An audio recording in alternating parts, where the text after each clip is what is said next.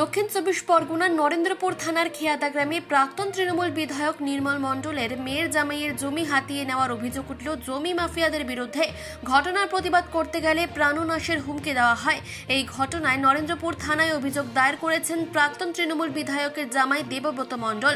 প্রাক্তন তৃণমূল কংগ্রেস বিধায়কের জামাইয়ের জমি বেহাত হলে সাধারণ মানুষের নিরাপত্তা কোথায় বলে প্রশ্ন তোলেন দক্ষিণ চব্বিশ পরগনার বিজেপি যুব মোর্চার রাজ্য কমিটির সদস্য দেবজিৎ দাস।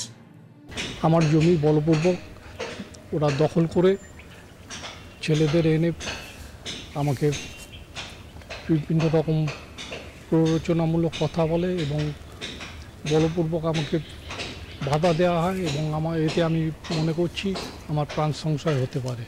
আমি থানার দ্বারস্থ হয়েছি। প্রাক্তন বিধায়ক নির্মল মণ্ডল একবারের বিধায়ক নয়, দুবারের বিধায়ক।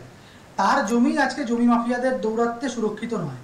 এটা শুধু খেয়াদা রানাভূতিয়া অঞ্চল বলে কথা নয়, রাজ্যের সর্বত্র আপনি যদি দেখেন কাউন্সিলর বনাম এমএলএ বনাম পঞ্চায়েত প্রধান তৃণমূলকে মারছে। এই তৃণমূলের জামানায় সারা রাজ্যে কোনো মানুষই সুরক্ষিত নয়।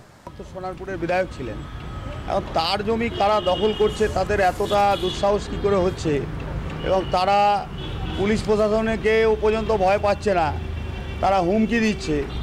তাহলে আমি বলবো থানাকে ইমিডিয়েট এর বিরুদ্ধে অ্যাকশান নেওয়ার জন্য। কারণ একটা বিধায়কের জমি যদি এলাকার দুষ্কৃতীরা দখল করে তাহলে তো এর থেকে আর দুর্ভাগ্যের কিছু হয় না। তাহলে পুলিশ ব্যবস্থা নিচ্ছে না, এটা তাহলে বলবো পুলিশের দুর্বলতা। পুলিশের উচিত ইমিডিয়েট এর বিরুদ্ধে অ্যাকশান নেওয়া। চিফ এডিটর জিতেন সরকারের রিপোর্ট, চেতনা বার্তা, জেগে থাকে জাগিয়ে রাখে।